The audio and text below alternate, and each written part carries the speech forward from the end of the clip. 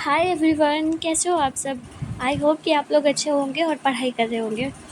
तो आज के इस चैप्टर में एन एपिटाफ, इसमें जितने भी ऑब्जेक्टिव क्वेश्चंस बनते हैं वो सारे ऑब्जेक्टिव क्वेश्चंस को मैं आप लोगों को करा रही हूँ। और बाकी बैक ऑफ द चैप्टर सारा ऑब्जेक्टिव क्वेश्चंस करा चुकी हूँ। उसके लिंक जो है वो नीचे डिस्क्रिप्शन में दिया गया है, अगर आप चाहो तो पढ़ सकते हो। ठीक है, इस चैप्टर्स में बहुत ही इम्पोर्टेंट MCQ क्वेश्चंस है, तो वन बाय वन करके उस क्वेश्चंस को देखेंगे। और ये मत भूलिएगा कि अब टाइम नहीं है, इसलिए पूरा सीरियस होकर पढ़ाई कीजिए। ठीक है, टाइम पास कीजिएगा तो टाइम पास ही रिजल्ट आएगा। ठीक है, इसीलिए टाइम पास मत कीजिए, पढ़ाई सीरियसली कीजिए। पहला नंबर क्वेश्चन से हम लोग स्टार्ट करते हैं। आप लोग मुझसे पहले अपना आंसर दोगे। ठीक है, पहला क्वेश्चन क्या है, Walter de la Mare. Who is Walter de la Mare? Walter de la Mare is the writer of और author of this chapter an epitaph. ठीक है, एन एपिटाफ के राइटर कौन है? Walter de la Mare. इसको आपको याद रखना है, क्योंकि इससे भूले तो आपका लॉन्ग क्वेश्चंस भी जाएगा, शॉर्ट भी क्वेश्चन जाएगा और ऑब्जेक्टिव भी जाएगा। इसलिए writer name is the first priority of your English chapter, जिसमें कि आपको रिवाइज हमेशा करते आना है। ठीक है, तो पहला क्वेश्चन का आंसर क्या होगा कि वाल्टर डी ला मेयर किस चीज़ से हम लोगों को अवेयर करा रहे हैं, हम लोगों को सूचित करा रहे हैं। और ये क्वेश्चन कितनी बार पूछी गई है? बहुत सारी बार। तो in human conditions of modern life, जो भी मॉडर्न लाइफ की कंडीशंस है मानव जीवन में, उस चीज़ के बारे में हमें वो अवेयर करा रहे हैं। ठीक है, ऑप्शन नंबर ए सही हो जाएगा। मतलब कि लोगों का भेदभाव, विचार, ये सब, इन सभी चीज़ों के बारे में वो बता रहे हैं। ठीक है, सेकेंड है Walter de la Mare was born in the year. Walter de la Mare का जो है वो जन्म तिथि पूछा गया है यहाँ पर, ये भी इम्पोर्टेंट है। तो उनका जन्म तिथि है 1873। ऑप्शन नंबर सी सही हो जाएगा। ठीक है, थर्ड नंबर क्वेश्चन है an epitaph deals with a beauty. An epitaph जो है इस चैप्टर में किस चीज़ की ब्यूटी, सुंदरता के बारे में बात करी गई है बेसिकली पूरी में। तो वो लेडी के बारे में बात करी गई है, जो कि एपिटाफ का मतलब होता है कब्र। मतलब कि वो कब्र में जा चुकी है, मतलब कि उसकी ज़िंदगी ख़त्म हो चुकी है। किसी इंसान के मरने के बारे में सोच कर, या फिर वो इंसान मर चुका है, तो उससे जुड़ी हम कौन सी बातों को सीख ले सकते हैं, उस चीज़ के बारे में बेसिकली इस चैप्टर में बात करी गई है। ठीक है, तो वो लेडी के बारे में बात करते हैं, उसी के बारे में बात करके इस पूरे चैप्टर में हमें ज़िंदगी के बारे में सिखाते हैं, ह्यूमन के नेचर के बारे में सिखाते हैं, उनकी कंडीशन के बारे में। ठीक है, next question, the lady mention in the poem an epitaph belong to. वो जो लेडी है जिसके बारे में पोएम में बताया गया, पूरा बखान किया गया, वो कहाँ की थी, जो कि एन एपिटाफ से बिलोंग करती है? तो वो जो थी वो बेस्ट की थी। ठीक है, बेस्ट की थी, पश्चिमी कंट्री की थी। The poetic device which is use in the poem an epitaph is. इसमें से पोएटिक डिवाइस क्या यूज़ किया गया है एन एपिटाफ में? तो पोएटिक डिवाइस एम्बिग्यूटी को यूज़ किया गया है। ठीक है, ऑप्शन नंबर डी सही हो जाएगा। नेक्स्ट है the term crumble use in the poem. Crumble का मतलब क्या होता है?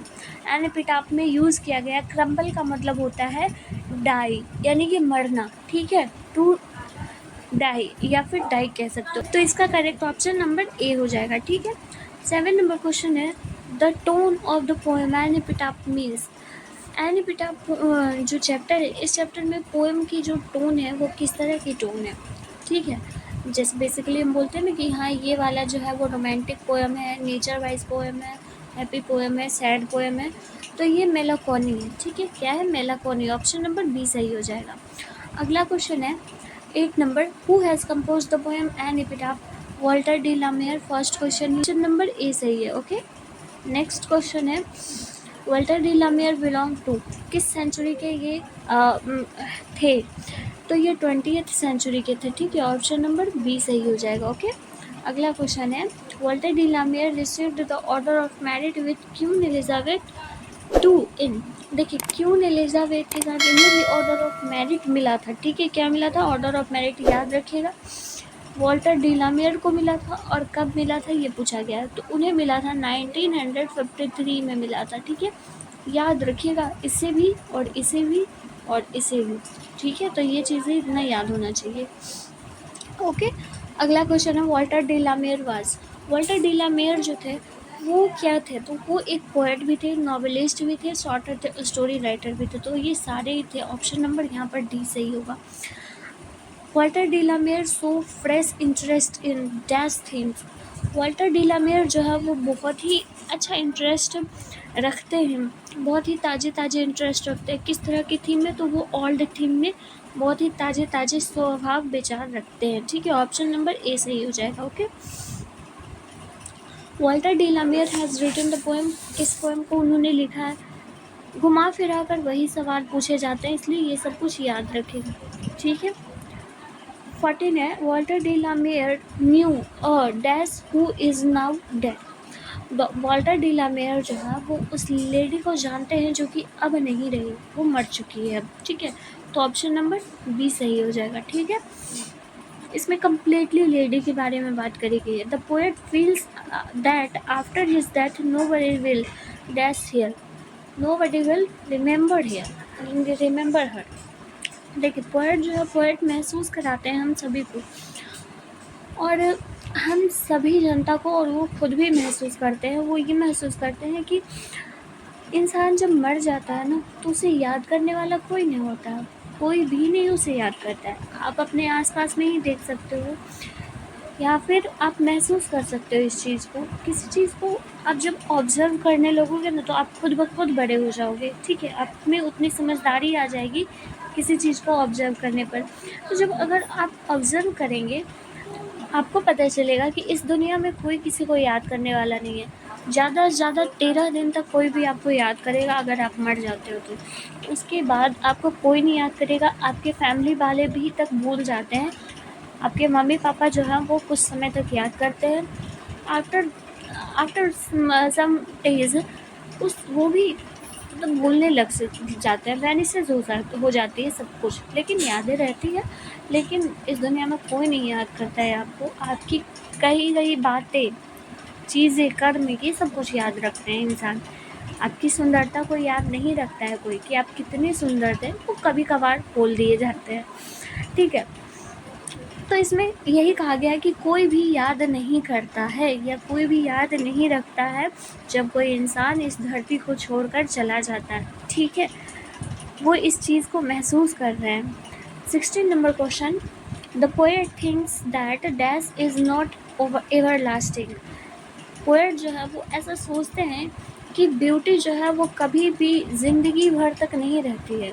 एक टाइम होता है, एक ड्यूरेशन होता है, उस ड्यूरेशन में इंसान जो है वो सुंदर दिखता है, एक्चुअल में दिखता है, लेकिन वो सोचता है कि मैं हमेशा के लिए सुंदर रहूँगा, और उस चीज़ का उसे घमंड होता है। तो ये बहुत ही गलत बात है।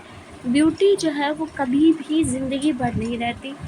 हर एक इंसान बूढ़ा होता है, और हर एक इंसान का जो स्किन है, टोन है, वो चेंज होता रहता है। इसीलिए बेहतर बनाना है तो आप अपने गुणों को बेहतर बनाइए। ठीक है, ब्यूटी का क्या है, वो तो कभी भी चला जाएगा।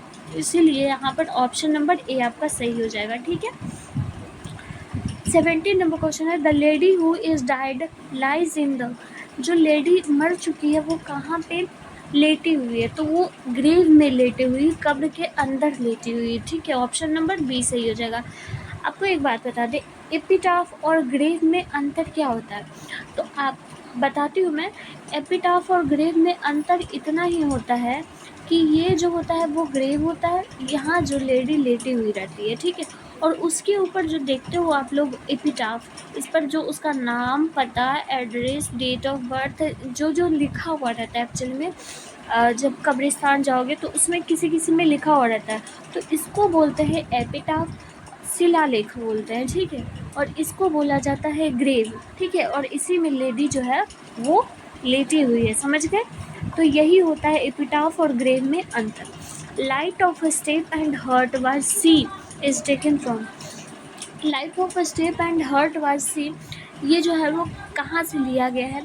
तो ये जो लिया गया है एन एपिटाफ से लिया गया है। इस चीज़ को याद रखिएगा। जो जो इम्पोर्टेंट एमसीक्यू में आपको लाइंस दिखती है, या फिर किसी बुक्स का बताया जाता है कि ये किनके द्वारा लिखा गया है, तो इस चीज़ को आप अपने पेज में नोट डाउन कीजिए, ताकि इसे आप भूलें नहीं, इसे आप याद रखें। ठीक है, ऑप्शन सी सही हो जाएगा।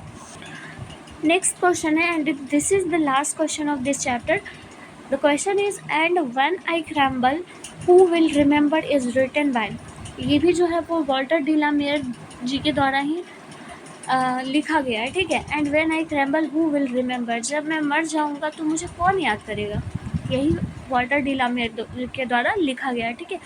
तो आपका ये ऑप्शन नंबर डी सही हो जाएगा। एंड इस चैप्टर से 19 क्वेश्चन इंपॉर्टेंट मुझे लगे थे, तो मैंने आपको दिए। और भी इससे इंपॉर्टेंट क्वेश्चंस आपको मिलते रहेंगे, इसलिए प्लीज़ आप लोग पढ़ाई करते रहिए, be serious. And till then bye bye, take care, and मिलती हूँ फिर अगले सेशन में। तब तक के लिए शुक्रिया, बाय बाय।